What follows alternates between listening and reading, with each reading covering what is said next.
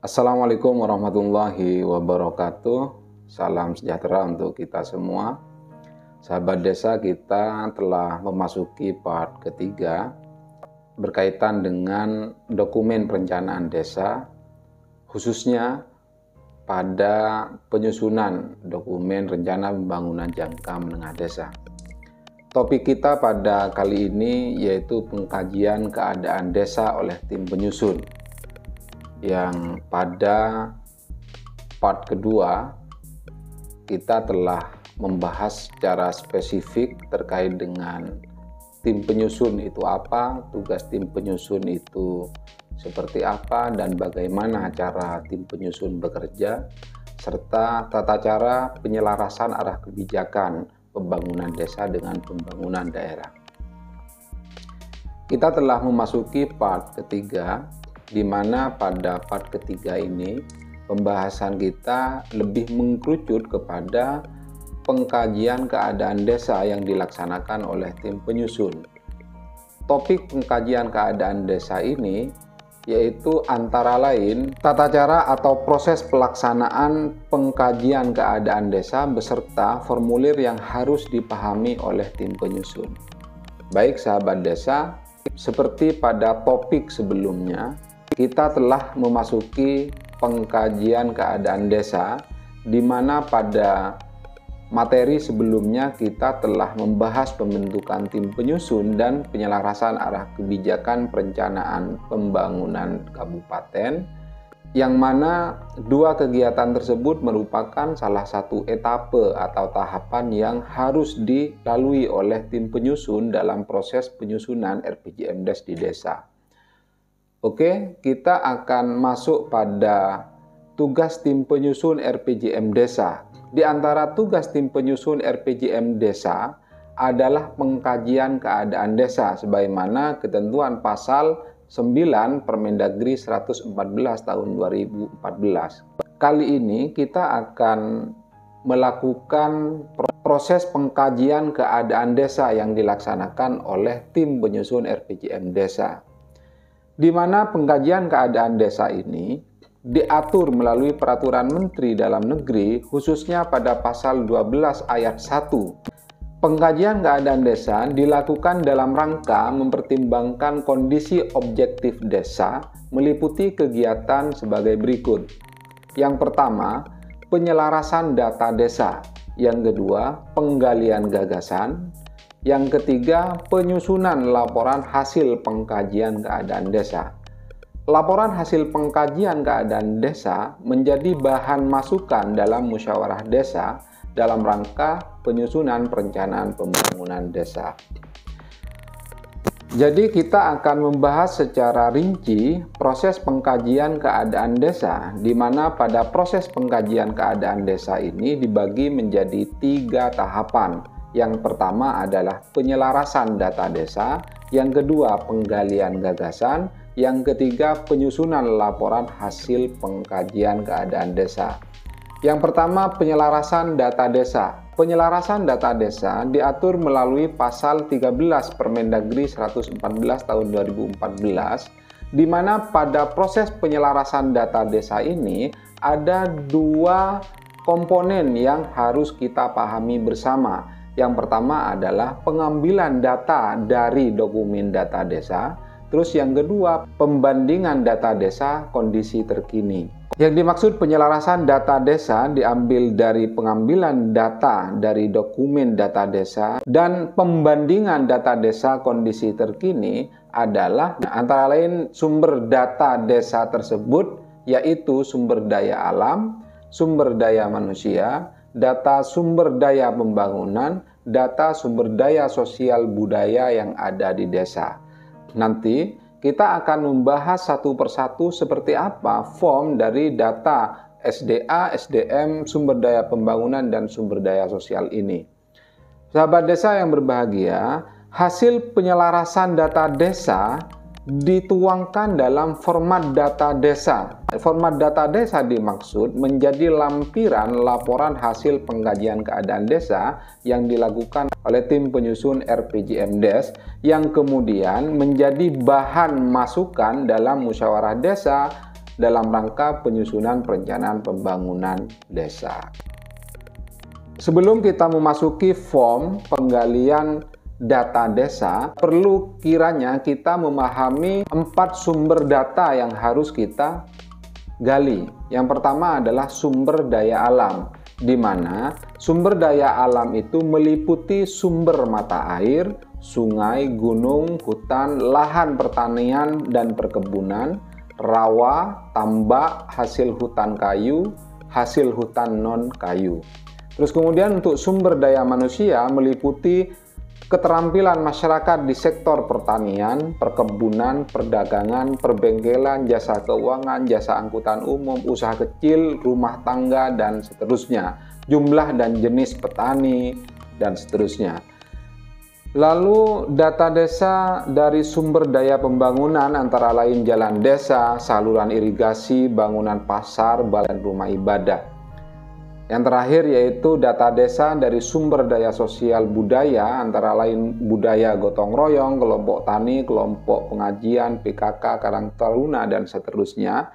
Nantinya akan didata oleh tim penyusun RPJMDes sebelum tim penyusun RPJMDes menyusun rancangan RPJMDes. Oke, sekarang kita memasuki data desa untuk pendataan sumber daya manusia dan sumber daya alam di desa. Sahabat desa, dapat sahabat desa download pada halaman deskripsi form pendataan seperti yang tergambarkan di dalam materi yang saya sampaikan. Untuk format data sumber daya manusia, di situ ada daftar sumber daya manusia, tulis desanya disesuaikan dengan nama desanya sampai dengan nama provinsinya. Ada 4 kolom yang Bapak Ibu nantinya akan isi. Yang pertama adalah penduduk dan keluarga. Untuk uraian sumber daya manusianya, di situ ada jumlah penduduk laki-laki, sebutkan jumlahnya berapa, untuk satuannya adalah orang, dan seterusnya sampai kepada nomor 3 yaitu tenaga kerja berdasarkan latar belakang pendidikan. Yang lulusan S1 ke atas ada berapa orang, dan seterusnya. Dokumen data sumber daya manusia ini nantinya akan ditandatangani oleh Ketua Tim Penyusun RPJMDes, diketahui oleh Kepala Desa. Selanjutnya yaitu format daftar sumber daya alam. Selain sumber daya manusia, tim perumus RPJMDes nantinya juga akan menyusun daftar sumber daya alam yang ada di desanya. Daftar sumber daya alam ini sama, mirip dengan data sumber daya manusia. Untuk formnya ada 4 kolom. Untuk uraian sumber daya alam seperti material batu kali dan kerikil, volumenya ada berapa, terus kemudian satuannya apa. Pasir uruk, kira-kira di desa kita apakah ada daftar sumber daya alam pasir uruk? Kalau ada, kira-kira ada berapa volumenya, dan seterusnya. Sama, untuk form daftar sumber daya alam ini ditandatangani oleh Ketua Tim Penyusun RPJMDes dan mengetahui Kepala Desa. Selanjutnya yaitu pendataan sumber daya pembangunan dan sumber daya sosial desa. Untuk yang pertama yaitu daftar sumber daya pembangunan. Sama dengan form-form sebelumnya, di mana pada form data sumber daya pembangunan ini, sahabat desa cukup mengisi beberapa sumber daya pembangunan yang ada di desa, baik yang dimiliki oleh desa ataupun yang tidak dimiliki oleh desa. Antara lain misalnya aset prasarana umum, ada jalan, terus kemudian ada jembatan dan lain sebagainya. Aset prasarana pendidikan, di situ ada gedung PAUD, gedung TK, gedung SD, dan lain sebagainya. Nantinya juga akan diketahui oleh Kepala Desa dan ditandatangani oleh tim penyusun RPJMDes. Selanjutnya yaitu format daftar sumber daya sosial budaya. Daftar sumber daya sosial budaya ini meliputi beberapa sumber daya sosial yang ada di wilayah desa kita. Nah, misalnya di sini pendataan kelompok arisan yasinan atau dibaan, kalau misalnya memang ada di wilayah desa kita, jumlahnya ada berapa dan satuannya kelompok. Kalau misalnya ada kelompok kifayah, jumlahnya berapa? Ya. Kalau ada pengurus takmir masjid misalnya, jumlahnya ada berapa masjid yang ada pengurus takmirnya. Kalau gereja, kalau pura sama, ada berapa gereja dan ada berapa pura pengurusnya. Untuk kelompok hadrah misalnya, musik tradisional, ini ada berapa kelompok di wilayah kita, dan seterusnya. Nah, sama dengan form-form sebelumnya, format daftar sumber daya sosial budaya ini ditandatangani oleh Ketua Tim Penyusun RPJMdes dan diketahui oleh Kepala Desa. Bapak Ibu, sahabat desa, selanjutnya yaitu penggalian gagasan. Kegiatan dalam proses penggalian gagasan. Penggalian gagasan masyarakat dilakukan untuk menemukanali potensi dan peluang pendaya gunaan sumber daya desa dan masalah yang dihadapi desa. Penggalian gagasan dilakukan dengan cara diskusi kelompok secara terarah menggunakan sketsa desa, kalender musim, dan bagan kelembagaan desa.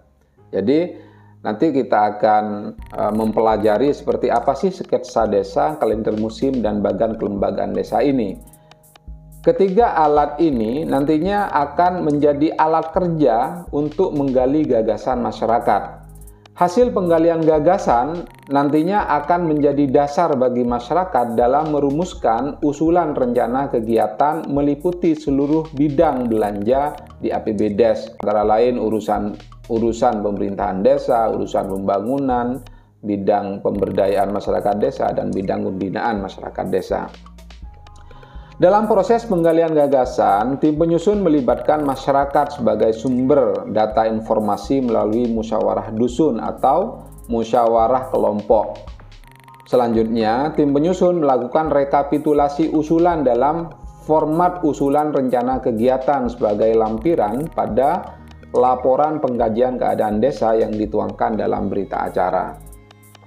Sahabat desa, jadi di antara beberapa teknik penggalian gagasan, salah satunya adalah tim penyusun menggelar musyawarah dusun atau musyawarah kelompok, yang nantinya hasil dari musyawarah dusun atau musyawarah kelompok tersebut oleh tim penyusun akan direkap dalam form usulan rencana kegiatan dari masyarakat. Selanjutnya seperti apa? Contoh sketsa desa. Pada umumnya, sketsa desa merupakan gambar desa secara utuh, lalu kemudian pada gambar desa secara utuh tersebut akan diberi legenda, akan diberi tanda, misalnya balai desa ada di mana, di situ ada pasar, ada gereja, gedung SD, sawah, dan sungai, jalan, ada jalan yang masih belum diaspal misalnya, atau bahkan mungkin ada jalan yang rusak diberi tanda yang berbeda pada sketsa desa ini. Pada saat tim penyusun RPJMdes membuat sketsa desa, tim penyusun RPJMdes juga mencantumkan masalah dan potensi atas gambaran yang dibuat oleh tim penyusun RPJMdes pada sketsa desa tersebut. Misalnya, pada sketsa desa tersebut, masalahnya ada jalan desa di wilayah RT 2 sepanjang 1.200 meter rusak berat. Potensi itu ada pasir, ada tenaga gotong royong misalnya. Terus kemudian yang kedua, lingkungan perumahan penduduk RW 7 tidak sehat. Kira-kira ada potensi apa di wilayah RT 7 tersebut? Di situ ada PKK, ada kader pemberdayaan masyarakat desa, dan puskesmas pembantu. Kira-kira dari tiga potensi itu dapat memberikan apa? Dapat merumuskan masalah apa untuk isu lingkungan perumahan penduduk RW 7 yang tidak sehat itu? Dan seterusnya. Gambar sketsa desa dan form masalah atau potensi menjadi bagian integral, menjadi bagian yang tidak bisa dipisahkan dalam form sketsa desa. Selanjutnya yaitu kalender musim. Sahabat desa nantinya juga akan membuat kalender musim. Kira-kira musim di wilayah desa kita ada berapa? Misalnya di wilayah desa kita ada 3 musim, yaitu ada musim pancaroba, ada musim kemarau, dan musim penghujan. Kira-kira untuk musim kemarau itu untuk wilayah kekeringannya terjadi pada bulan apa saja? Diberi bintang sesuai dengan level kekeringan yang ada di wilayah desa kita. Kalau misalnya pada bulan Juli desa kita kering, ya, desa kita kering tetapi tidak begitu tinggi, ya, kekeringannya tidak begitu tinggi, maka diberi bintang 1. Kalau pada bulan Agustus misalnya di desa kita sangat kering, bulan Agustus kekeringan pada musim kemarau di desa kita, maka beri bintang 5 pada bulan Agustus untuk masalah kekeringan, ya. Lalu kemudian selain kita memetakan kalender musim beserta masalahnya, kita perlu juga mengidentifikasi masalah dan potensinya. Kira-kira pada musim kemarau di 2 dusun kekurangan air bersih. Jadi ada masalah, misalnya kita telah memetakan di dusun Kerajaan 1 dan Kerajaan 2. Pada musim kemarau di 2 dusun, yaitu dusun Kerajaan 1 dan Kerajaan 2 kekurangan air bersih. Tetapi di sana ada potensi sungai, ada potensi mata air, ada swadaya masyarakat dan batu pasir misalnya. Jadi sahabat desa dapat memanfaatkan potensi tadi untuk menutupi masalah yang sedang melanda di 2 dusun tadi yang kekurangan air bersih. Kira-kira seperti itu cara pembuatan kalender musimnya. Terus untuk bagan kelembagaan, kita juga memetakan bagan kelembagaan yang ada di desa kita. Kita gambarkan peta desa kita dan kita gambarkan kira-kira kelembagaan apa yang lebih dekat kepada masyarakat. Misalnya di situ ada pemerintahan desa, ada RT, ada kelompok tani, dan di luar pemerintah desa ada Babinsa, ada KUD, dan lain sebagainya. Kira-kira potensi dan masalah dari kelembagaan yang ada di desa kita itu apa? Dan kita perlu mengidentifikasi beberapa masalah dan potensi kelembagaan yang ada di desa kita. Misalnya, di situ ada Pemdes dan BPD. Masalahnya, perangkat desa kurang dalam memberikan pelayanan pada masyarakat. Namun, potensinya perangkat desa lengkap, sarana tersedia. Maka, pemerintah desa perlu melakukan evaluasi terhadap perangkat desanya, kira-kira dengan cara peningkatan kapasitas perangkat desa dalam rangka agar lebih baik dalam memberikan pelayanan kepada masyarakat yang ada di desanya. Selanjutnya yaitu format penggalian gagasan kelompok atau dusun serta berita acaranya. File dapat sahabat desa download pada halaman deskripsi. Format daftar gagasan atau dusun seperti yang kami tampilkan pada materi tayang kami.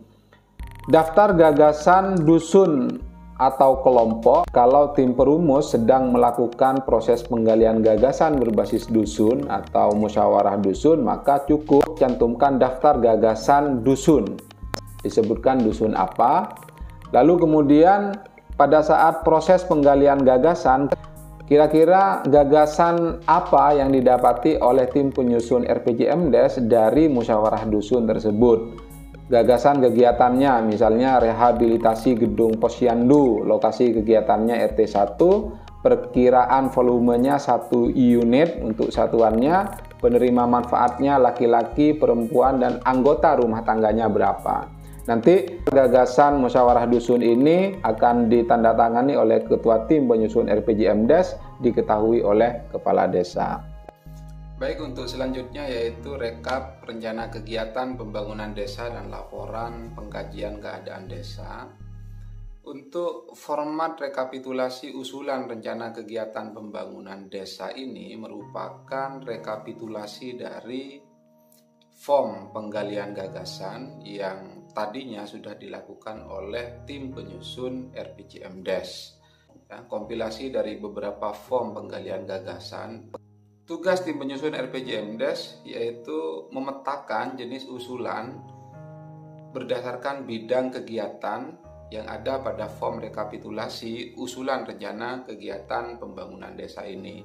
Antara lain yaitu bidang penyelenggaraan pemerintahan desa, bidang pelaksanaan pembangunan desa, bidang pembinaan kemasyarakatan, dan bidang pemberdayaan masyarakat desa. Yang nantinya form ini akan ditandatangani oleh Ketua Tim Penyusun RPJMDes dan diketahui oleh Kepala Desa. Selanjutnya, setelah dilakukan proses kompilasi data usulan warga di dalam form rekapitulasi ini, tim penyusun membuat laporan pelaksanaan pengkajian keadaan desa secara lengkap yang filenya dapat sahabat desa download pada halaman deskripsi. Selanjutnya yaitu berita acara pengkajian keadaan desa dan laporan pelaksanaan pengkajian keadaan desa, di mana pada format berita acara pelaksanaan pengkajian keadaan desa ini sahabat desa dapat mendownload filenya ya pada halaman deskripsi. Setelah dilakukan proses penandatanganan berita acara dan dipastikan sudah benar sesuai dengan etape-etape yang harus dilalui oleh tim penyusun, lalu kemudian berita acara tersebut nantinya akan dilampiri dokumen antara lain data desa yang sudah diselaraskan, yang kedua ada rencana program pembangunan kabupaten kota yang akan masuk ke desa, terus kemudian yang ketiga data rencana program pembangunan kawasan perdesaan dan rekapitulasi usulan rencana pembangunan desa yang tim penyusun tadinya gelar pada saat musyawarah dusun atau musyawarah kelompok. Selanjutnya, tim penyusun RPJMDes melaporkan kepada kepala desa hasil pengkajian keadaan desa yang telah dilaksanakan dan kepala desa menyampaikan laporan tersebut kepada BPD setelah menerima laporan dari tim penyusun RPJMDes. Setelah itu, baru kemudian BPD menggelar musyawarah desa dalam rangka penyusunan rencana pembangunan desa. Baik Bapak Ibu, terima kasih telah menyimak video ini dari awal hingga akhir. Semoga bermanfaat. Demikian dari saya. Assalamualaikum warahmatullahi wabarakatuh.